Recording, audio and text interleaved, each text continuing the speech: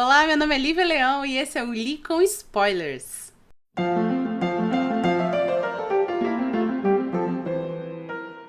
Se você acompanha o nosso podcast, você já sabe qual é o episódio de hoje. É o episódio de spoilers de Brumas de Avalon, mais especificamente do volume 1, que é Senhora da Magia. Um livro que eu já li várias vezes na minha vida e que eu escutei por audiobook dessa vez. Enfim, esse livro foi lançado em 1983 pela Marion Zimmer Bradley e a gente já discutiu todas as polêmicas que essa autora teve no episódio de segunda-feira. Vamos então propriamente entrar na história do livro. A história do livro, ela começa com a duquesa da Cornualha, chamada Igraine, recebendo então a Viviane, que é a Senhora do Lago, ou a Senhora de Avalon. E o que é Avalon? A gente precisa entender que esse livro ele se passa na Antiga Bretanha. A Antiga Bretanha é uma região que está entre parte da Inglaterra e parte da França. Nessa época, na época que se passa o livro, nessa região existia uma dominação do Império Romano na época, tá? Então, a gente tá falando de um período da época em que os romanos existiam e quando eles chegaram na Bretanha, eles tiveram que travar embates contra os povos pagãos lá. Lembrando que a Roma era pagã até Constantino. Constantino unifica Roma sob a religião cristã, né? Então, uma galera cristã que tá dominando uma terra pagã. E eles têm vários problemas lá, mas no final, gente, é Roma. Roma acaba dominando. Então, esse é o contexto histórico do que a gente tá falando. É uma terra que já foi muito pagã. Hoje em dia você tem cristãos lá por causa da dominação romana que já teve. E é uma terra em que vai sofrer ataques de povos bárbaros. E quem são esses povos bárbaros? Vikings, saxões, né? Os saxões, na verdade, vão ser muito presentes aqui. Então, dentro desse mundo, nós temos a galera de Avalon, que é essa terra mágica que fica na ilha de Glastonbury, que é uma ilha que tem padres, mas que no meio da névoa, das brumas dessa ilha, você encontra o reino de Avalon. Ou seja, o reino de Avalon em si é como se fosse uma outra dimensão já. Então já temos aí esse momento fantástico na história. Quem controla a ilha de Avalon é Viviane, a Senhora do Lago ou a Senhora de Avalon. Ela vem de uma linhagem muito antiga, né? Aparentemente, o domínio de Avalon, ele é uma coisa meio hereditária e ela era filha da última grande sacerdotisa, da última grande Senhora do Lago. A Igraine, que é a duquesa da Cornualha, ela é irmã da Viviane. Quando a mãe da Viviane teve vários filhos com vários homens diferentes, a gente vai entender essa dinâmica mais tarde, e aí ela é dada para casamento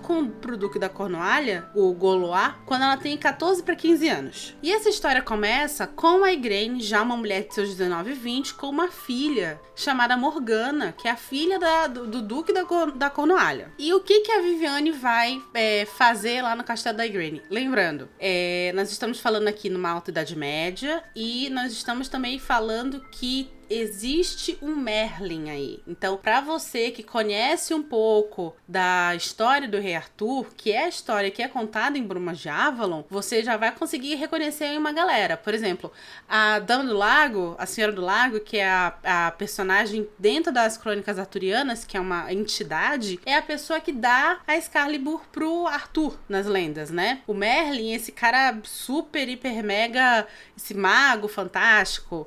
Então, assim, você já consegue conectar algumas pessoas ali. Só que em Brumas de Avalon a gente vai ter essa história contada não só pelo ponto de vista da mulher, como de uma maneira muito mais realista. Aí, o que a Viviane tá indo lá junto com o Merlin da Bretanha, que Merlin aqui é um título, não é o nome da pessoa. O que eles querem lá com a Igraine? Eles querem falar pra Igraine que o atual rei da Bretanha, que é um romano chamado Marco Aurélio, está prestes a bater as botas, porque já é um senhor velhinho. E não tem herdeiros. Então, o que vai acontecer? Como ele não tem herdeiros, vai ter uma guerra para definir quem vai ser o próximo rei. Eu Eu acho que eu já comentei isso aqui no Rainha Vermelha, não vou lembrar. Mas se não comentei, vou comentar agora. Quando você tem uma sucessão tranquila de um rei para o outro na história da humanidade, é porque essa sucessão ocorreu com um herdeiro de adulto. Quando o herdeiro é criança, ou quando a pessoa não tem herdeiros, ou quando os herdeiros são filhos bastardos, a probabilidade de que haja uma carnificina para pegar esse trono é muito grande, tá? Principalmente de uma área como a Bretanha, que é uma área grande. Eu não sou a melhor pessoa para falar exatamente se tinha aí um pedaço da Normandia, se tinha aí um pedaço da Escócia, mas era uma área bem grande, uma área que hoje em dia tá entre França e Inglaterra. Então, era um reino muito grande e que há muito tempo atrás tinha se formado pela junção de 7 diferentes reinos, para você ter uma ideia de como era grande a antiga Bretanha. Enfim, então eles chegam lá com a Igraine e falam assim, olha, o Marco Aurélio vai morrer, um novo rei tem que ser coroado, e a gente tem um plano para que esse novo rei seja um rei amigo de Avalon. O que a Viviane e o Merlin estavam enfrentando? O crescimento do cristianismo naquela área. E aí, Avalon já era essa região meio que numa outra dimensão, então já era complicado. Imagina com um cristianismo que é, sim, uma religião muito fácil de se desenvolver nas regiões onde ela chega, né? Imagina com o cristianismo crescendo. Então, o plano era simples. A gente vai unir uma das filhas da deusa, que é uma das mulheres criadas em Avalon, com este novo rei, e essa mulher tem que também gerar um filho, porque é pra garantir logo 2 gerações, né? De reis aí, amigos de Avalon. Quem é que a Viviane e o Merlin escolhem para essa missão? A Igraine. Só que a Igraine, como eu falei, ela já era casada. Ela era duquesa da Cornualha, casada com o Goloá. E tinha uma filha ainda. E naquela época, gente, ainda não existia Henrique VIII para se divorciar à torta e à direito, né? Então não tinha como ocorrer um divórcio. Não existia essa possibilidade. Não tinha como a Igraine se casar com o novo rei. E aí tem todo um lance. Esse personagem da Igraine, ele é muito bom. Ele é o personagem que neste primeiro livro ele vai contar mais da metade da história, mais da metade das páginas. Ela se torna uma mulher em dúvida pela situação que ela se encontra. Primeiro que assim, o Gorlois, ele não é um cara ruim, vendo pelo ponto de vista de um homem da Idade Média. Então ele era bruto com ela, sim, ele bateu nela, tem uma parte do livro que ele bate nela, mas ele era um cara que, por exemplo, ele deixou com que ela criasse a Morgana o tempo que ela quisesse. Ele é um cara que não exigia um filho homem dela. Então, assim,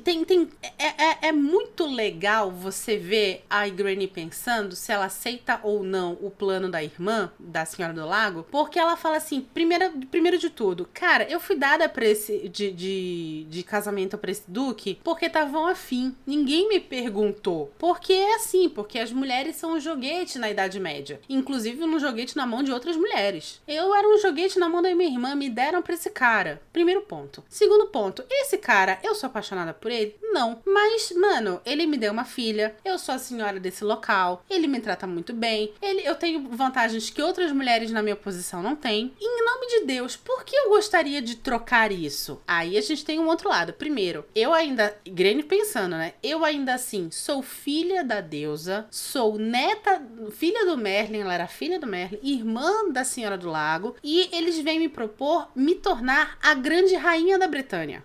Então, assim, tem muitas coisas envolvidas passando na cabeça dessa moça. Vem então o dia em que o Marco Aurélio falece. Todo mundo tá em Londinium, que é a cidade de Londres atualmente, e eles foram pra lá pra se encontrar com o rei, achando que o rei iria então falar qual é o seu herdeiro. Lá ela conhece Uther Pendragon, o cara que a Viviane e o Merlin falaram pra ela que seria o futuro rei. De cara ela não gosta do Uther, mas ela tem uma sensação de familiaridade com ele. Então a gente vai ter aqui a primeira citação aos outros romances do ciclo de Avalon. Esses 4 livros, eles fecham uma série gigantesca de livros que começam com a queda da Atlântida. Porque supostamente os poderes de Avalon e da galera de Avalon vêm da época da Atlântida. Então ela tem uma visão de quando ela conheceu o Uther em outra encarnação lá na Atlântida. E ela fala assim, esse cara é um cara bruto, mas tem um 1% safadão ali, tá ligado? O marido dela, que não é bobo nem nada, percebe que tá rolando alguma coisa ali, é um cara que já não era muito afim do Uther, não gostava muito do Uther. Tem o lance de que o Marco Aurélio morre nessa noite, sem ao menos definir quem vai ser o seu herdeiro, e aí então se instaura a guerra civil.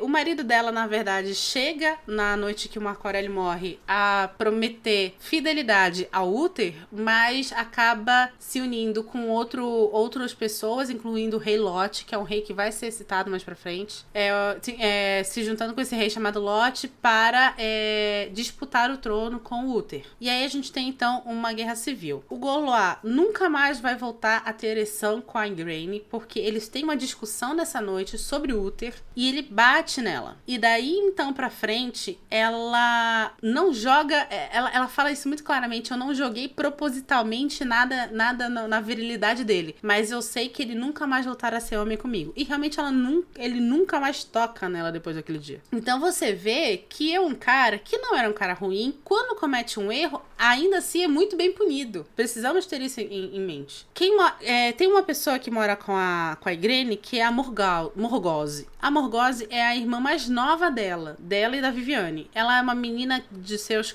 13, 14 anos. A Morgause é uma personagem que eu adoro. Eu tô numa fase da minha vida que é uma fase que eu já tive, que é uma fase de gostar de vilã. Teve uma época da minha vida que eu só gostava de vilã. Atualmente eu estou vivendo essa fase novamente, acho que por causa de WandaVision e de sua Agatha Harkness, que é uma das melhores vilãs que eu já vi na minha vida. Ela é fantasticamente incrível. E aí, a Morgause, ela é um personagem que eu não gostava tanto nas primeiras vezes que eu li, mas agora eu acho ela fantástica. Ela, sim, é uma personagem totalmente sem moral e caráter. Mesmo aos 13 anos você sente isso. Que ela dá olhares, por exemplo, pro Gorlois, que deve ser um cara de 30 anos, tá ligado? Enfim, vamos guardar, assim como o Lot, vamos guardar a figura da Morgause aí pro um futuro próximo desse livro. Tá tendo então essa guerra civil entre a galera pra saber quem é que vai ser o rei. A Igraine, ela tem visões do Gorlois morto, então ela sabe que o Gorlois vai morrer em algum momento, vai dar ruim pra ele nessa história. Ela descobre que ele sabe onde o Uther tá, então ele vai atacá-lo, vai fazer uma armadilha contra o Uther, e ela então utiliza uma magia para aparecer para o Uther em campo de batalha e avisar que o marido dela tá vindo pra matá-lo. E é muito louco, porque ela quase morre nessa magia. É um momento muito legal, porque ela faz isso tudo meio que em sonho. Ela não faz realmente porque ela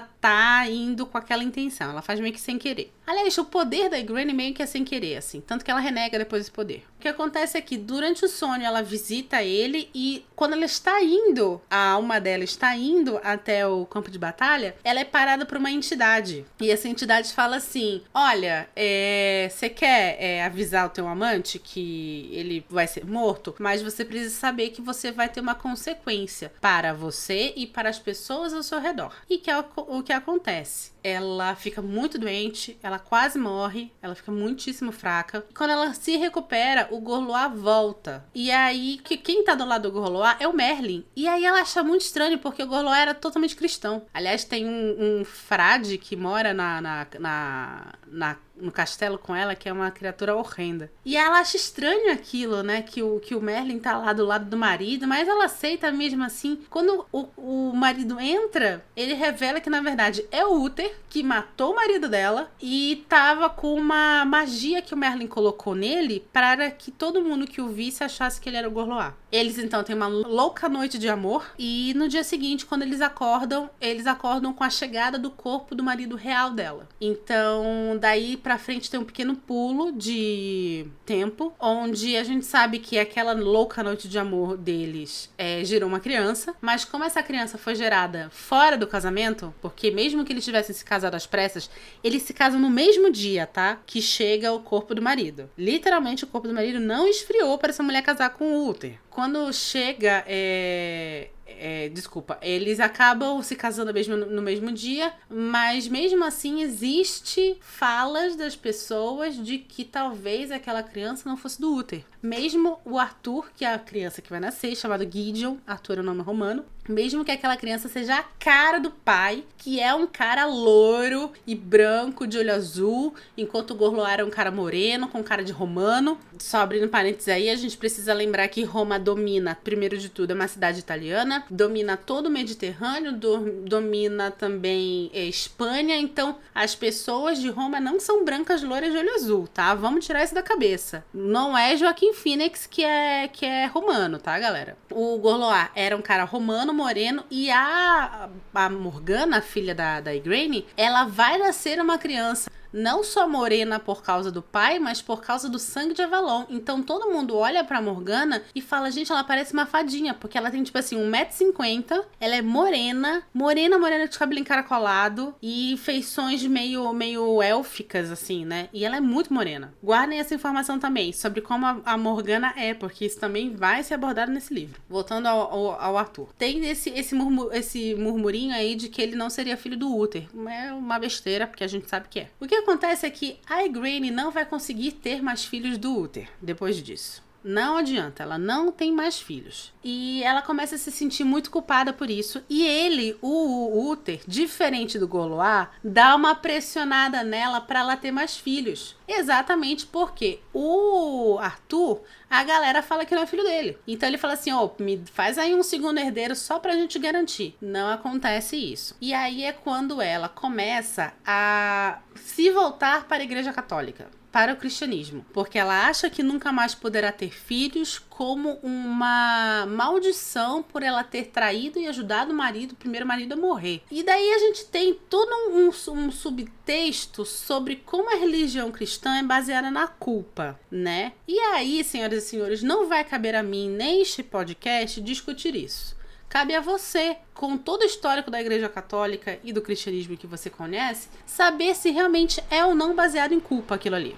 Enfim, o tempo passa, a Morgana começa, acho que a Morgana chega a seus 14 anos, o Arthur é um menininho de 5, 6. O Arthur começa a sofrer tentativas contra a sua vida. E aí, a Viviane, a Senhora do Lago, tem a visão de que esse menino pode morrer a qualquer momento e junto com ele pode morrer todo e qualquer plano que ela tinha para que Avalon tenha o prestígio que tinha no passado. Lembrando que como a Igraine tá virando meio que cristã, não tá cumprindo com a parte dela do acordo, que era influenciar aquele rei para ser um rei temente a Avalon. Então o que a Viviane fala? Ela vai até... vamos chamar... É um outro nome que eles usam, mas vamos chamar de Camelot, porque é meio que o que vai se tornar. Ela vai até Camelot e fala assim, tá na hora da gente tomar uma atitude, porque esse menino vai morrer. E quem tá por trás de tudo isso é o Lot, que é aquele primeiro rei lá, que lutou contra o Uther do lado do Gorloar, e que adivinha com quem se casou? Com a Morgause, tá? Então eles vão ser o casalzinho do caos aqui. E ela fala assim, olha, ele é o único herdeiro do Uther, querem matar essa criança, vamos ter que separar ele da família. Peguem ele, mandem pra um amigo de vocês em Roma cuidar dele, como sem revelar pra ele quem ele é, enquanto a Morgana vem comigo pra Avalon. E é o que acontece. Os irmãos então são separados. A Morgana chega em Avalon e a gente tem todo um momento no livro onde a gente vai entender como é que funciona a vida das noviças em Avalon, né? Que não é muito diferente da vida de uma noviça de igreja católica, né? Você tem lá que jejua muito, você tem que rezar muito, você é responsável por todos os trabalhos domésticos do local e muito tempo meditando. É a vida, é aquela vida, né, pacata, de quem quer entrar em contato com um ser de luz, uma galera mais divina. Passa-se o tempo, o Uther está muito mal, porque aparentemente aqui, gente, alta idade média, as pessoas morriam muito fácil, não tinha penicilina nessa época. O Uther tá muito mal, foi pra foi apartar uma briga lá de uma galera, machucado na barriga e tá mal, tá pra morrer. Aí então o Merlin e a Viviane chama a Morgana. E ela pergunta assim, ó, tu quer voltar lá pra casa da tua mãe? Porque o Uther tá mais pra lá do que pra cá, então provavelmente vai acontecer dele morrer. E talvez você queira ficar lá com a tua mãe. E ela fala assim, eu não mal me lembro da minha mãe. Minha mãe tava mais interessada em ficar com o Uther do que ficar comigo depois que ela casou, tô de boa aqui. Ela fala assim, então, beleza, mas então você vai ter que se preparar porque você vai ter que fazer os ritos do Beltane. O que é o rito do Beltane? Beltane é um dos solstícios que a gente tem no paganismo europeu. Esse solstício é o solstício de primavera, onde você comemora o fim do inverno, o começo da primavera e logo a época da fecundação. Então é uma festa onde existe o grande casamento, que é uma mulher de Avalon se deitar com um homem para fazer o grande casamento, que seria o casamento entre a deusa mãe, a Ceridian, que é a deusa deles, e o Gamorrei, que é o homem que simboliza a terra. Então a deusa máxima do céu casando com a terra e assim gerando frutos e flores e bababá. Ela fala ok, porque ela tá preparada para isso, ela tá morando em Avalon, sei lá por quanto tempo, então ela está preparada para essa situação. É dito que ela não é uma mulher nova, mas se a gente for olhar com os nossos olhos modernos, as mulheres deixavam de ser mulheres novas aos 17 anos de idade. Então,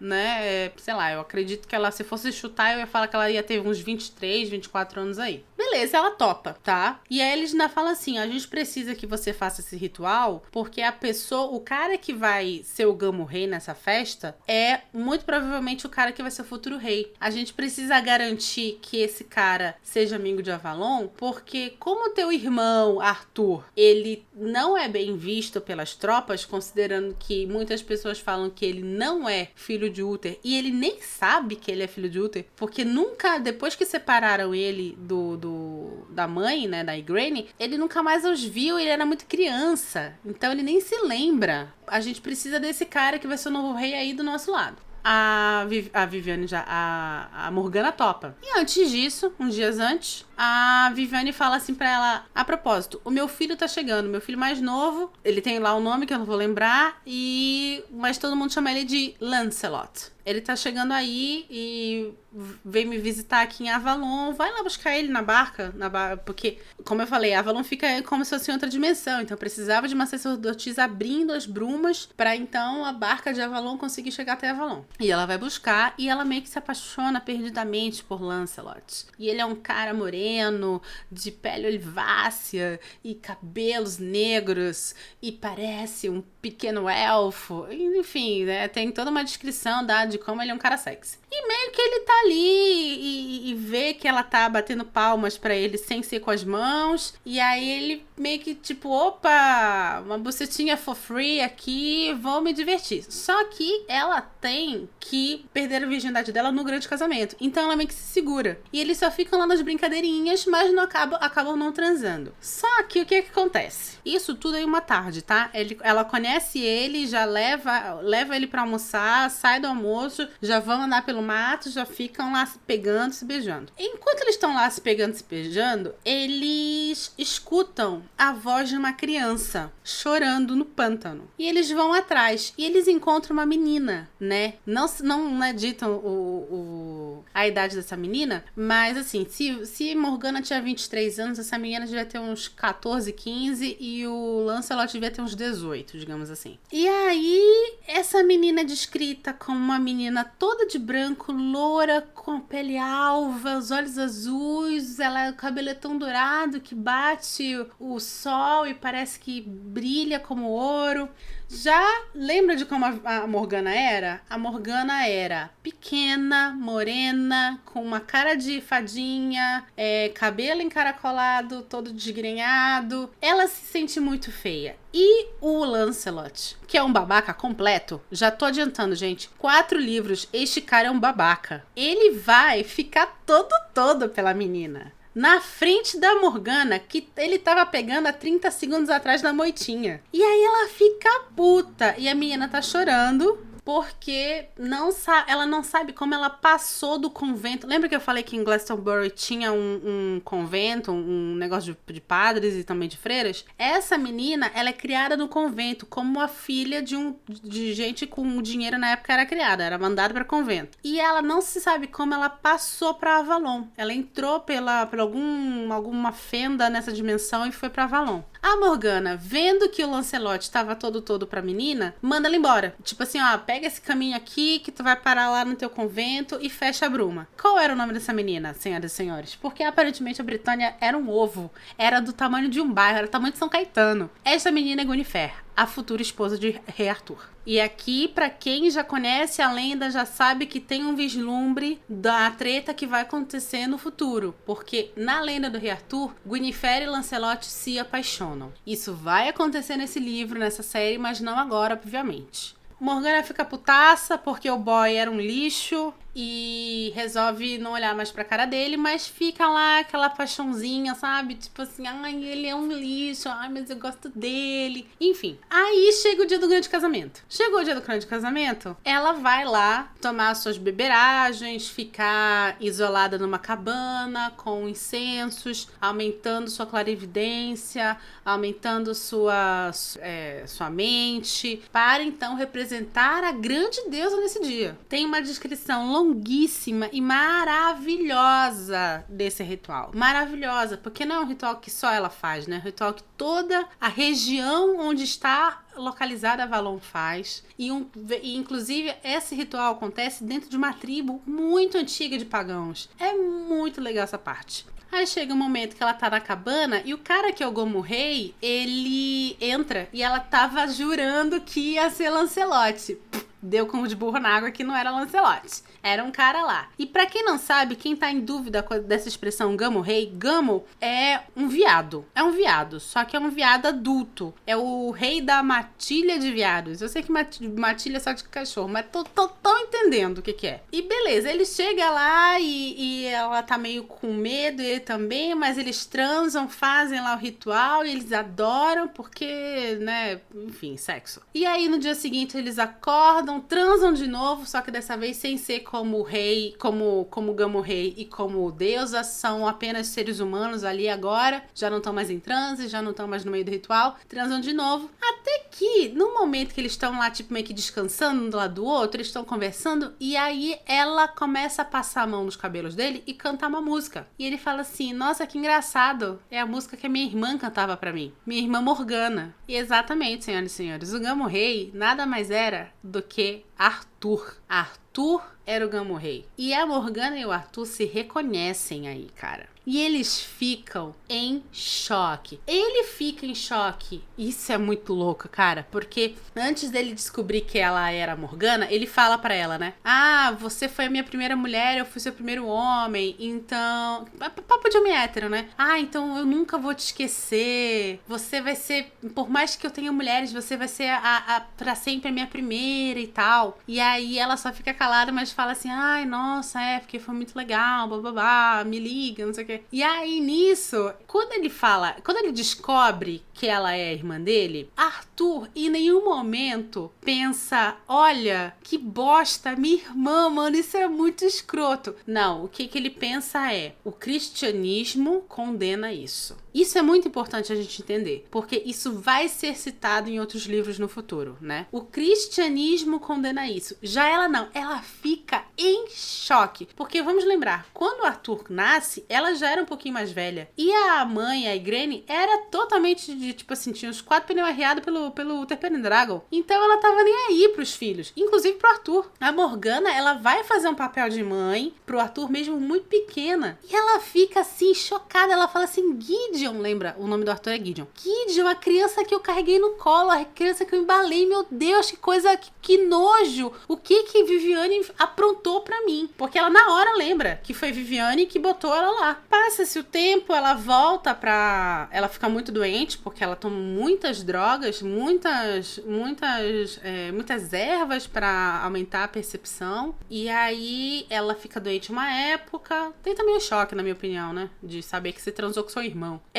Até que Viviane manda buscá-la de novo, né? Chama ela lá, que ela tava na casa das noviças, chama ela lá, e aí ela chega assim, putaça da vida com a Viviane. Putaça. E a Viviane fala assim, cara, você precisa entender uma coisa. Você não estava lá como uma mulher, você estava lá como uma deusa. E eu não poderia colocar outra pessoa como uma deusa porque você é da linhagem real de Avalon. E sim, ele é seu irmão, mas ele também não estava como homem, ele estava como Gamo Rei.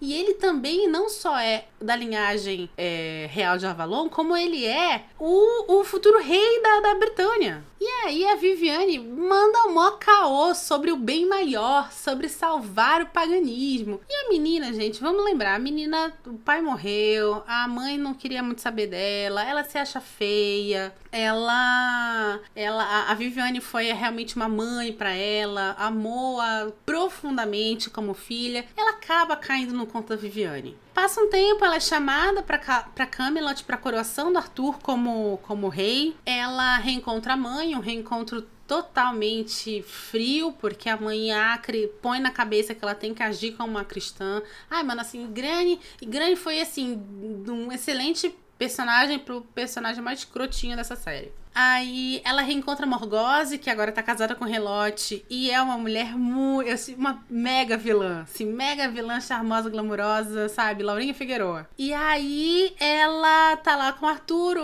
fala assim, você quer ficar aqui? Se você quiser, a gente encontra um partido pra você casar. Ela fala assim, não, muito obrigada, eu vou voltar pra Avalon e tal. E ele chama ela tipo assim, do cantinho e fala assim, olha, aquilo que eu falei é verdade, viu? Você foi minha primeira mulher, então eu sempre vou te chamar amigo. Ela é tua irmã, seu nojento. É isso que eu penso quando eu escuto isso do Arthur. Filho de uma mãe, ela é sua irmã, seu porquinho. É isso. Ela fala assim, tá bom, Arthur, valeu aí, mas eu tô indo embora pra Avalon. Durante o banquete da coroação, o Lancelot, por sinal, tá lá, porque vamos lembrar, eram todos primos. Lancelot é filho de Viviane, irmã de Granny. Ela enjoa. E aí a Morgause chama ela no canto e fala assim, você tá grávida de quantos dias, minha filha? De quantas semanas? Eu conheço uma mulher grávida quando eu vejo uma. E ela percebe que aquele casamento real gerou uma criança. Ela não conta pra Morgause. Ela conta que era o filho do grande casamento, mas não conta que foi o Arthur que fez esse grande casamento com ela. E a Morgause fala assim, olha, o dia que você quiser, lá em casa, tem um quarto para você, tá? Porque eu sei que a Viviane é meio doida e eu sei que é difícil ser uma noviça de Avalon. Então, se quiser, a gente, tem um sofá-cama bacana, bem confortável. Ela volta pra Avalon e ela vai, então, mais uma vez enfrentar a Viviane. E ela fala assim, cara, eu engravidei. Você muito provavelmente sabia que eu ia engravidar, porque você tem a visão, você consegue ver o futuro, os planos que você fez de propósito, você queria um herdeiro pra Avalon de uma linhagem pura e você me fez transar com meu próprio irmão. E a Viviane fala, claro que ela primeiro dá uma rodeada, fala assim, não, porque você é a filha que eu amo, não sei o quê. Não dá certo, né? A Morgana dessa vez não vai cair nessa história e termina o livro então com Morgana indo embora, ela largando as vestes dela de noviça de Avalon e indo pra casa da Morgause. Antes disso, algumas cenas antes, ela pensa em abortar a criança, mas ela sem querer, gente, a gente tem que entender que é tipo um mundo dentro do mundo. Ela sem querer dentro de Avalon vai parar no Reino das Fadas, que é uma outra dimensão dentro de Avalon. E aí, meu pai tá rindo aqui, porque, tipo, é Inception das fadinhas, tá ligado? E aí, nisso, uma rainha fada encontra ela e fala assim, olha, eu se fosse você, ela encontra uma rainha fada, e a rainha fada vira pra ela e fala assim, olha, nada contra, seu corpo, suas regras, porém, eu se fosse você, não deitaria essa criança fora, porque é a única criança que você vai ter. E ela desiste de abortar. Então, termina o livro e isso, assim, a Granny louca, consumida pela culpa por não ter dado mais um herdeiro pro marido, mas assim, cagando pros outros filhos que ela teve.